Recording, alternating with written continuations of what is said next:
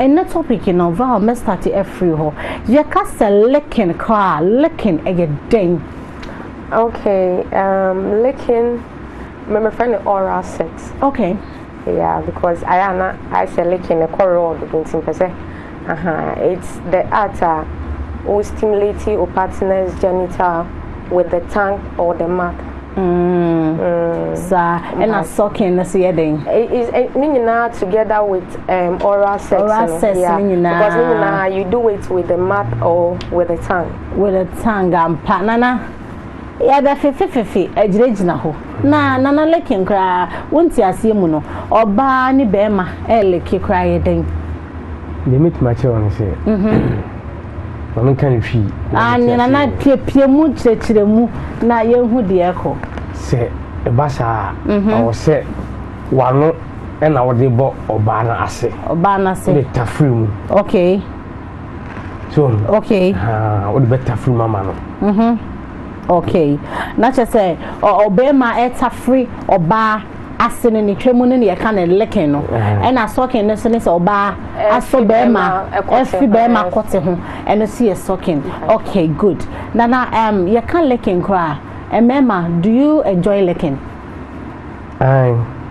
Okay, my mami chiru. Okay, ebi mu mpe na se unya oba na se metma cho se onye basa na so to nkwa wono ne nkwa ne to no to asema se dia onko ba bia dia eno de eye na da ne leke ne bibi wo mu won se ni nyina ka eni je ho wodem. Okay, ni nyina ka ho nti do baka se ni no oboa se oba no enko ba bia dia me pamoche wo tifo e ka na se nya dia oba no enko ba bia na no nkwa na wo dia na wo mi se onfa wo chi dia ene e good also utafrim pa mano. Okay, se oba emfa wechi na oye faithful to you what after oba sia eye and I better who so oba for wechi and oba for wechi. This is a matter of happiness in bed. And to better who so partner no efa wechi and as on for wechi. Won say unu obi wo ho no mo. Na se unu se di ositi ya unu se unu se di ositi ya enu di uni problem. Okay, na unu se okoha dia enu de make makasa wo ya enye why if you say akwasi afa no kwa bena afa no kwa me afa no so basa enye na so only me no kwa na to dia o so tafrim man pa o so tafrim na me man so tafrim twe no ma ya monije ye nije sa sasen ye nije mon komo because one say ni nyina aka eni je na wo ni begin hu bi no. Okay, say abo oba naked no da ho a oba start afina no e di aba ni nufu ano. Okay, e di aba ni twenim. Okay, o tafimu eno yemfa obi mo yemfa yese enka yemfa fa okete man fa brush man no brush man no. Okay, ebi wo kwa de ne twaba na eba esoro ne sei no kakra yeah fa wasa kokromuti enfemi de fa so kakra bi na fa kakema na ni jipa pa esa mane pe on pe pa ubetimi de wano atafro batwe okwete koma ho fani no aden Val wait a quick one asoma na na eken waso wotimi se twen woni mutafre de a utafre o girl na o yira se kwa ho ma fa akotini no o jitum me pa shwan e ba ne sa dig ne be ye bonus ase madu ba bia madu na nti we de ye fa so keke extra socket nti se utafre so na utafre ni yi a edu also a aduma ni timi ko pepepe because obi wo ha e wona ne feelings wo nti one tafre ni yi a sex no be have any cry na isha da nko yi sa nko yi but say ultimately putting on that edge na anything you want the obebu kra man conquer bu obeya amount sa mpa sure na cha say licking no both side ni na ape oba ape licking be ma ape licking so now yem bra so ye kasa sokina eno kra sen ye no obi wa hwe no see e na na abuna kan na ka na won ye no onye big da. There is always a first time. Obi hwe na leke ne mo soki na mo de magia to amot one wo ni ma de kro. Enti wa ye wo de sauce we ni je ho. Enti sokin no hwe asen na tie sen kura ne ye beso na oba akwa pese o mani kuna ni je na sokina sen no be ye no. O say sokin no ebinumu ye but they don't do it the right way. That's why you are here. The right way now on ye say odi ade na hye nenum no. And one say oko up and down. Yen say odi ade na hye nenum no. And one say oko up and down. Na bia ne sekra keka obi sa no. Yeah. But oh yeah, there is a hole e wo dey kotena no a o do touch your machine. Now they touch your bar to the cork like are they round na wo ho no. Now they bar form, obetimi cry they call around the balls. Okay. Down between the balls and the dig, there is a line. Obetimi dia foul. And sana wo wi a o de ade ni nyina hye wenu. And obi wo ha cotton nyina hye wenu. Into obi su wo ha o de hye nanum a ayana on feel comfortable because ebia said your kono ne nkoyi. So betimi days on sabako aso ase ne kakra. Okay. And then the oko na wo ba. Na wo ba.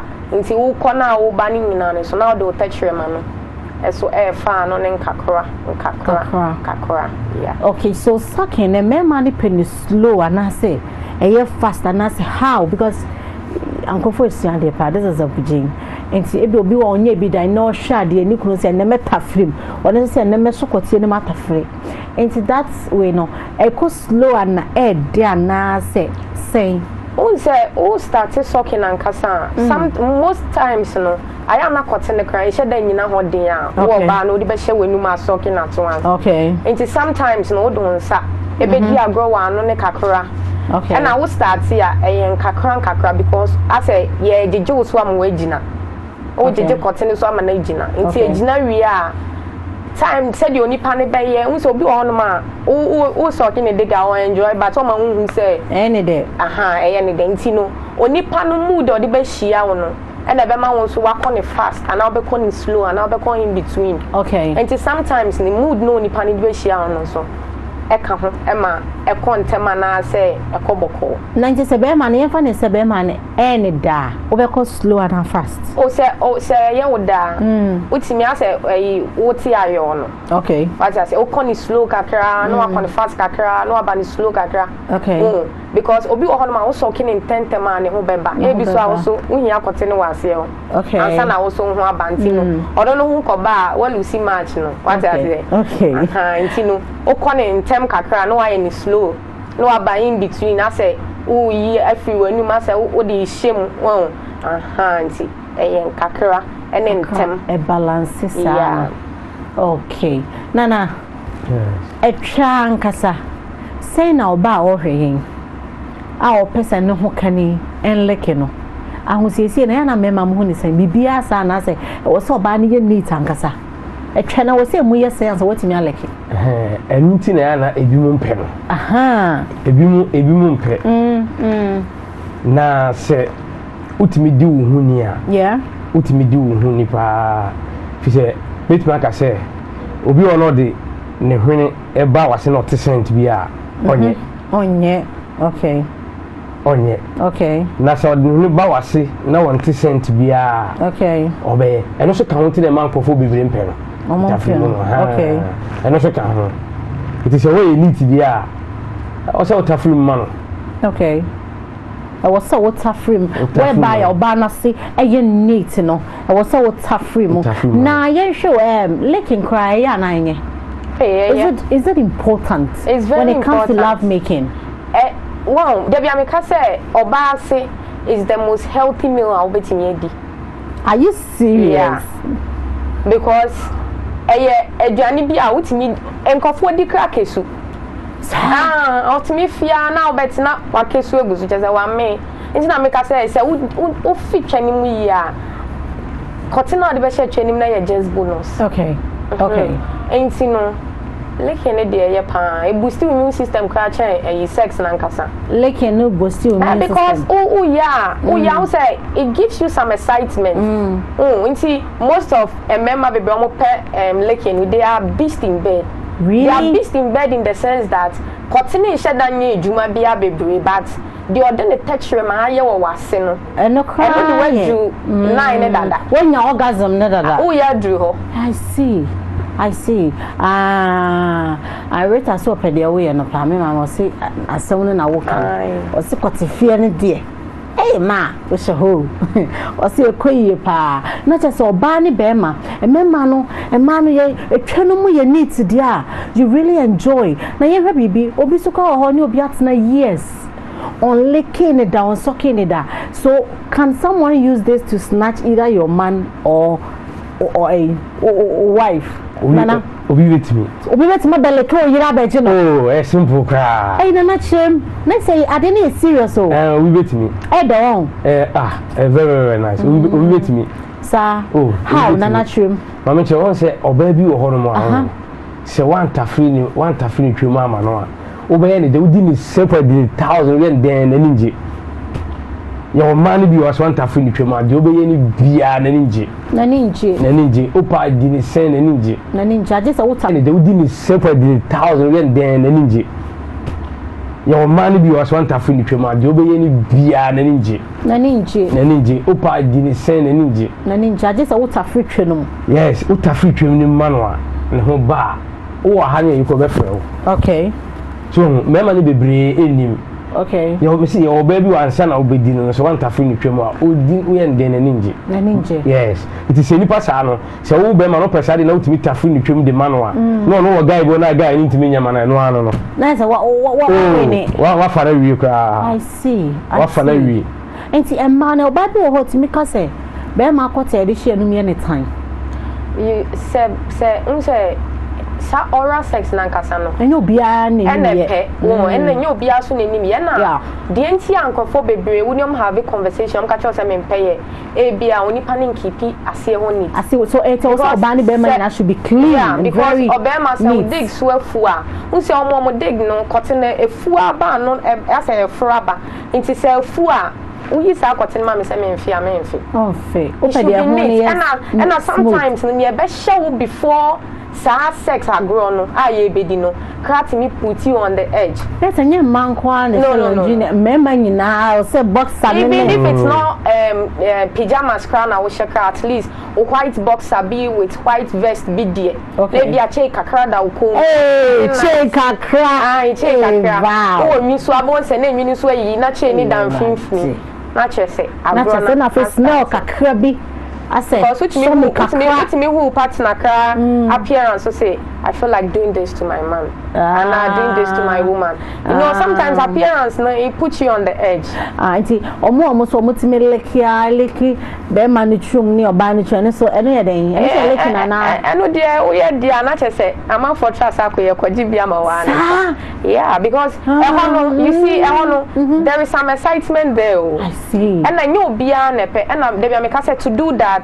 I was say when fish shower move fresh and I was says until most of the time so person yes I the best place to do it is in the shower yeah na nsuo no ho niama na wa bomodiama na ma doggy style no na che say wako anda unfa wechi okwo anda o ma doggy style na anti wo beda na se no okay so you get the anus straight to your man na se fear free ani adofo che say ene de an obetimi send messages enche ye be phone line snap tum na che say mo de mo fracture drain the messages ne nyama eno so aba enti mo messages ne nyina ye hu wa ha say why say ye reading messages ne be reading ni nyina amamo na ene no say de mo kai ne ye chire mu amamo hu the whole picture of a next segment, you know. It is I feel what you need in all sharp.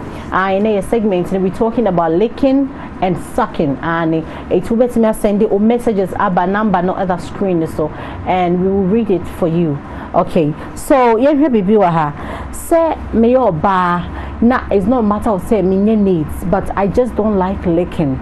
And I say me dear, me person be my better friend, because obu also be my friend na say what me infection.